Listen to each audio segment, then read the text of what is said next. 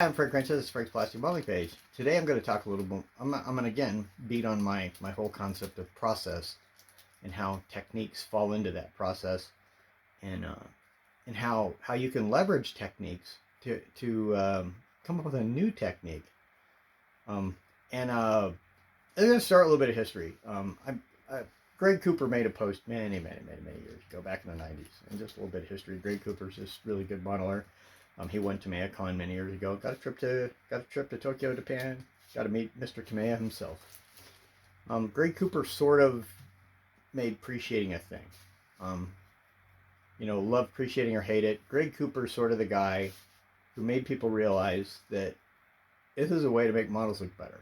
And Greg has the skill to do appreciating in a way that his models look really, really good. And all you got to do is see one to realize that.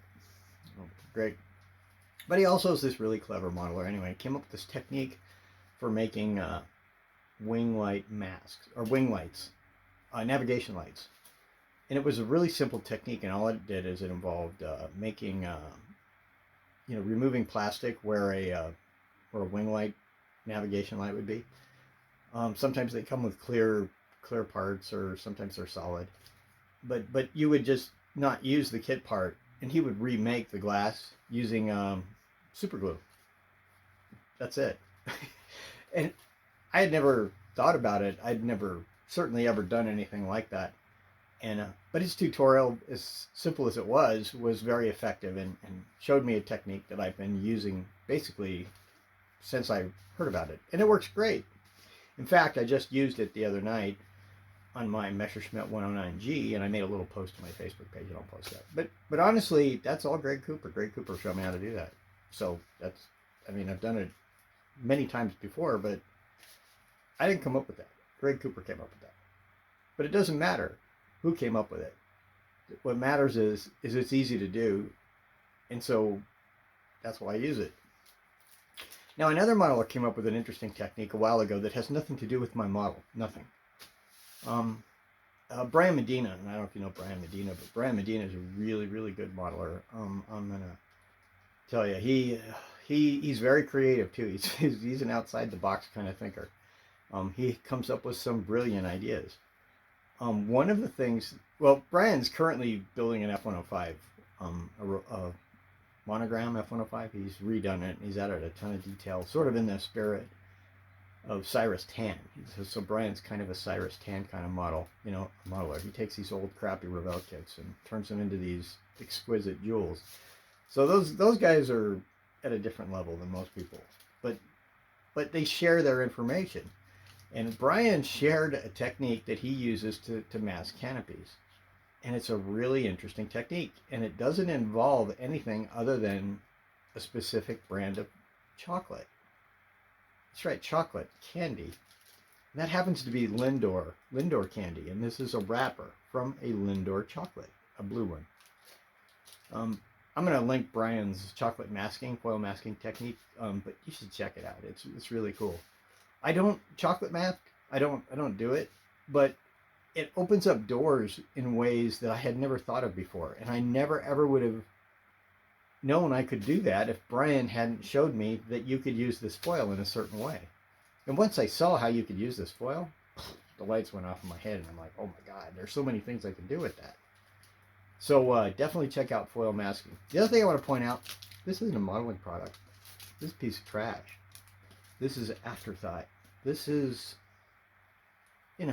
this is a detail that no one sees. I mean, it's just one of those things in life that it's there, but you don't even pay any attention to it.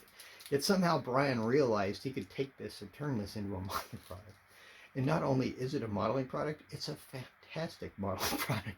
I mean, you could sell this stuff and people would buy it. And, Meg could market this and foil mask, low tack foil mask or something. And people would pay big frickin' bucks for this.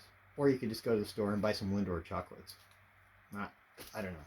For those guys who need to feel like they're special, that they're investing properly in their kids, they would go buy the $10 Meg thing. But you don't need to do that because you don't give a crap whether it's a modeling product or not. You only care if it works.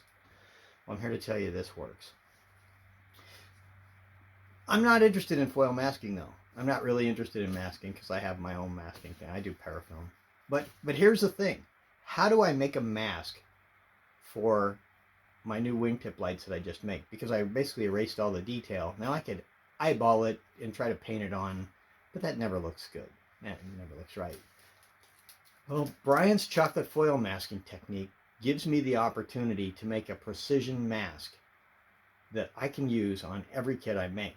And so I'm going to do that. And not only am I going to do that, I'm going to show you how I do that. And we're going to leverage all these other techniques.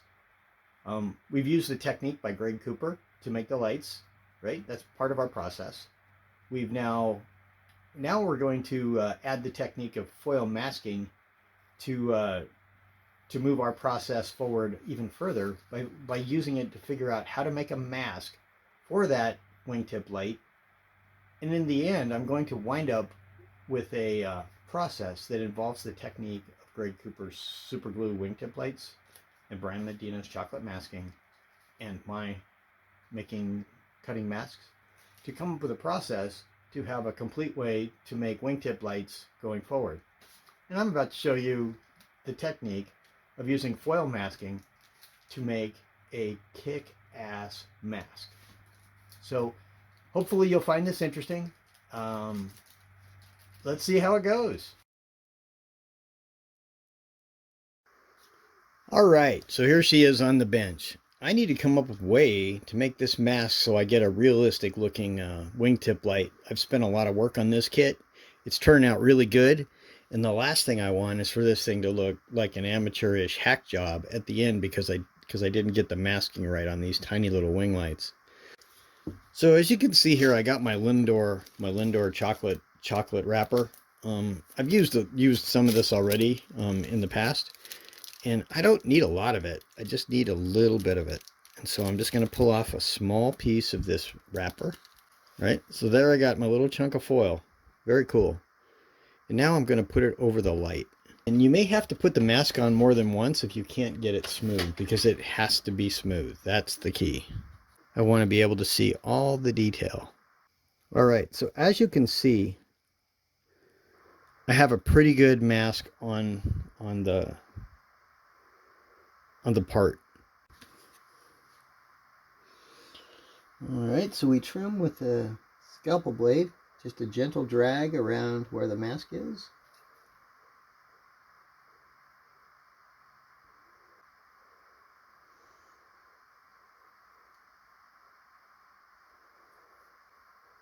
And we pull it off.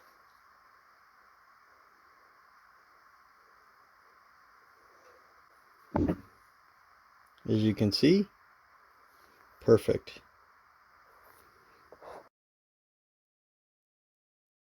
All right, so now we've got our aluminum mask on there. Now what, Frank?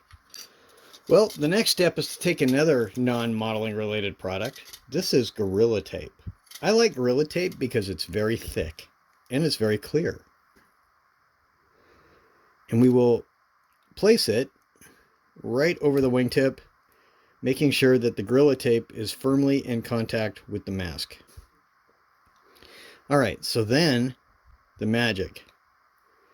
We're going to peel the Gorilla Tape off. Oh yeah, that's perfection right there.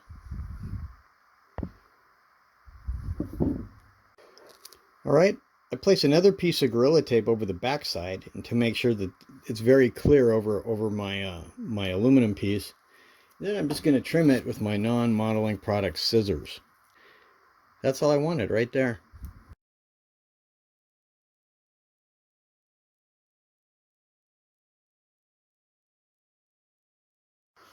The next step involves simply placing it in our scanner. All right, we have a preview setting and we have our part. Now that we have the part zoomed out, we can start to see why the chocolate foil masking is going to work for us in making a mask. I can literally see the parting lines in the foil. What's that? And we'll hit scan. And this is going to drop a new element for us.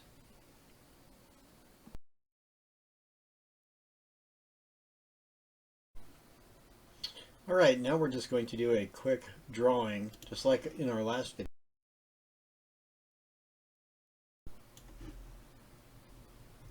Okay, so I'm gonna make the drawing approximately 0.7 longer than it is, and I'm going to I guess have it flare. And we're going to do 0.7. Let's see how that looks. That looks pretty close.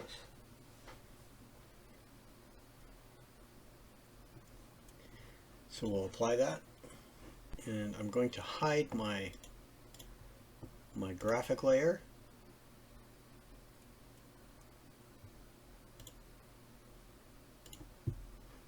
So there you can see the mask taking shape.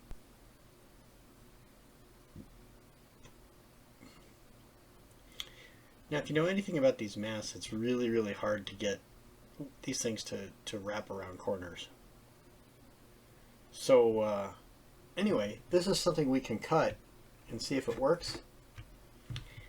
And then the first thing I have to do is I have to go into my pointer section, and I have to go back to the masking layer, and I have to make these a compound path.